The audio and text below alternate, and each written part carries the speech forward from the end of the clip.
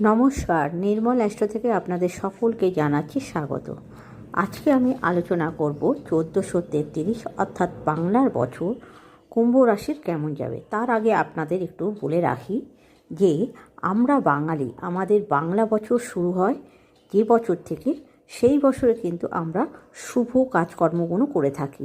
অর্থাৎ কিনা আমরা নতুন ব্যবসা করতে চাইলে সেটাও আমরা আমাদের বাংলা পত্রিকা দেখে, আমরা অন্নপ্রাশন কিংবা আমাদের শুভ বিবাহ যদি আমরা করে থাকি সেটাও আমরা বাংলা পঞ্জিকা থেকে করে থাকি। তাই বাংলার গুরুত্ব কিন্তু আমাদের কাছে অপরিসীম।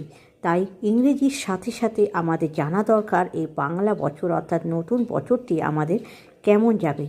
তাহলে আর বেশি কথা না বলে আমি আরম্ভ করব যে আজকে আমাদের আলোচ্য বিষয় হচ্ছে কুম্ভ লগ্ন।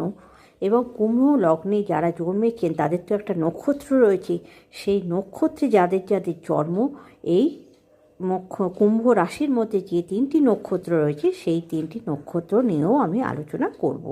তাহলে এবার আসি কুম্ভ লগ্নের কী ব্যাপার। কুম্ভ লগ্নের রাজ্যকারী কারক গ্রহ হলো শুক্র এবং মঙ্গল। সেই জন্য এই বছরটা আপনাদের বিদ্যায় সাফল্য, উন্নতি এবং বিজ্ঞান নিয়ে যারা গবেষণার কাজ করছেন তাদের কিন্তু খুব ভালো যাবে। এছাড়া আমি বলবো যে আপনাদের কাছে শত্রু কিন্তু মাথা নত করবে। তবে আপনাদের লক্ষ্য রাখতে হবে যে কাউকে যেন বেফাঁস কোনো ধরনের কথা বলে বসবেন না, তাহলে কিন্তু এর থেকে আপনাদের বিপদের সম্মুখীন হতে পারে বা কঠিন পরিস্থিতি তৈরি হতে পারে।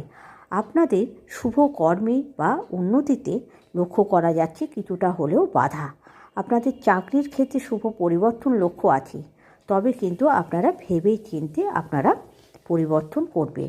আপনাদের এই বছরটা শারীরিক দিক দিয়ে খুব একটা ভালো যাবে না। আপনাদের আঘাত আসতে পারে কিংবা আপনাদের কোনো রকমের স্বাস্থ্যহানি হতে পারে বা গুরুজন পীড়ারও যোগ দেখা যাচ্ছে। এর কারণে কি হবে না, আপনাদের অর্থ ব্যয় হবে।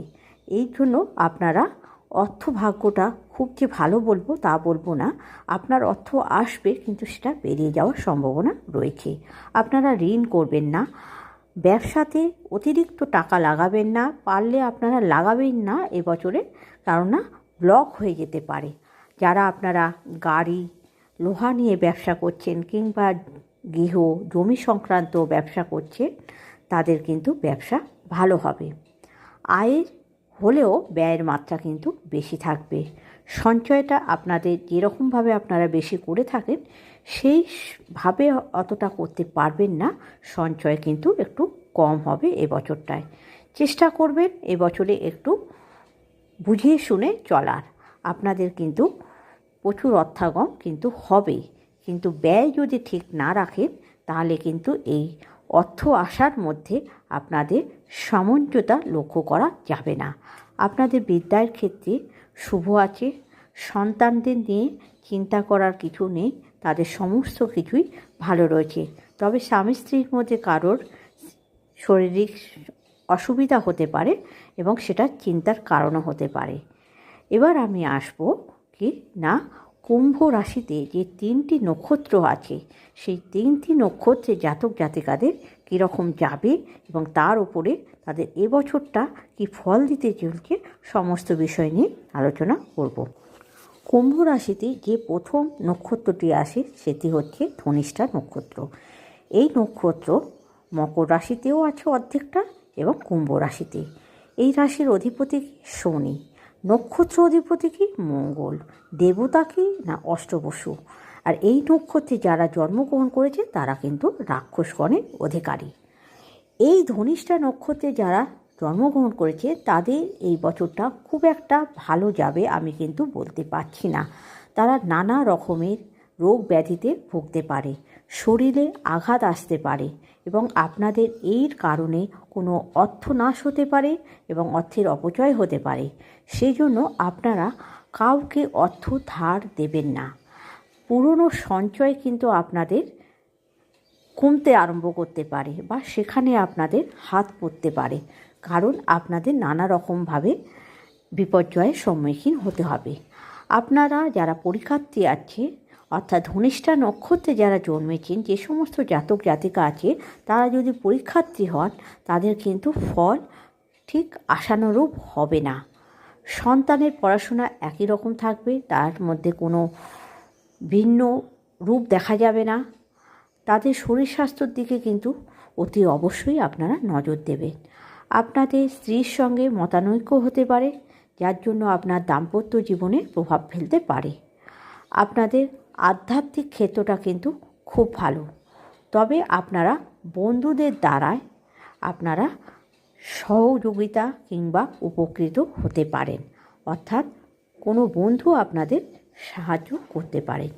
এই নক্ষত্রে যদি কোনো অশুভ প্রভাব থাকে তার প্রতিকারের জন্য আপনারা নিয়মিত শিব মন্ত্র পুজো করুন বা জপ করুন অথবা রুদ্র কবচ ধারণ করুন, তাহলে কিন্তু এই সমস্যা থেকে অনেকটাই আপনারা বেরিয়ে আসতে পারবেন।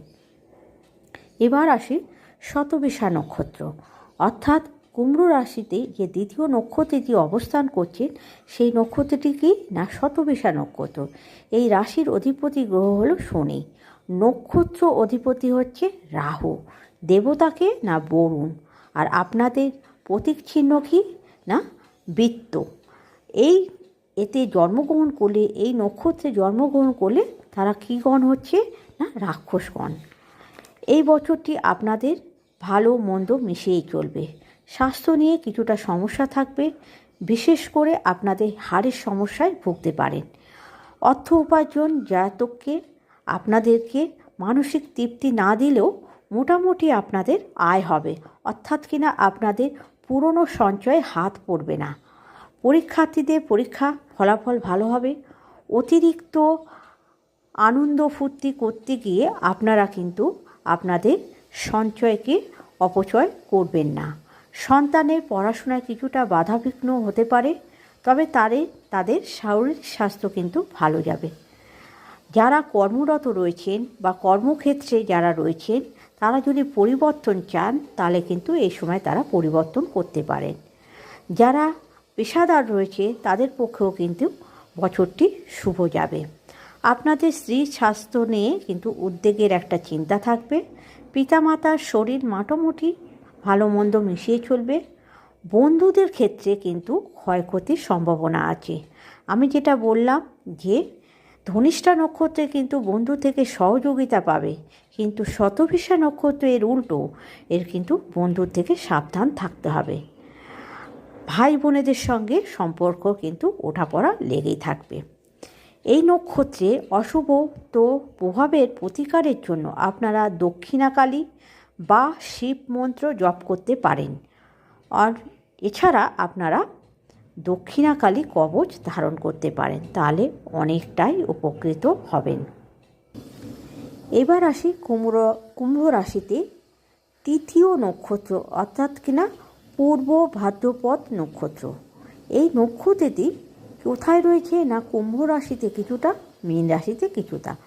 তাই এই রাশিদ্বয়ের অধিপতি কারা হচ্ছে না শনি। কুম্ভ রাশির হচ্ছে শনি আর মীনের হচ্ছে বৃহস্পতি।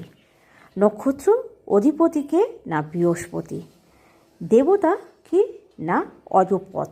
আর এই নক্ষত্রে যারা জন্মগ্রহণ হচ্ছে তাদের গণ হচ্ছে নর।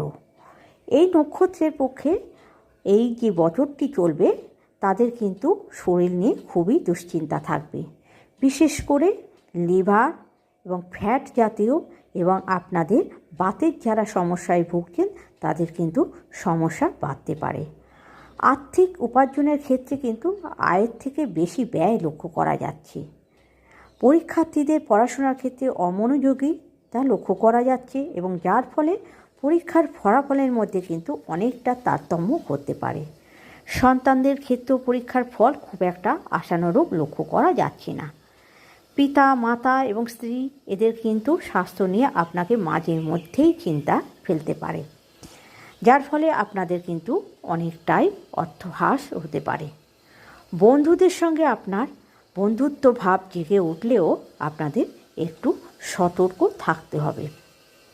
তারা প্রয়োজনে আপনাদের পাশে দাঁড়াতেও পারবে, তবে আপনাকে ভেবেচিন্তে বন্ধুত্বের দিকে এগোতে হবে।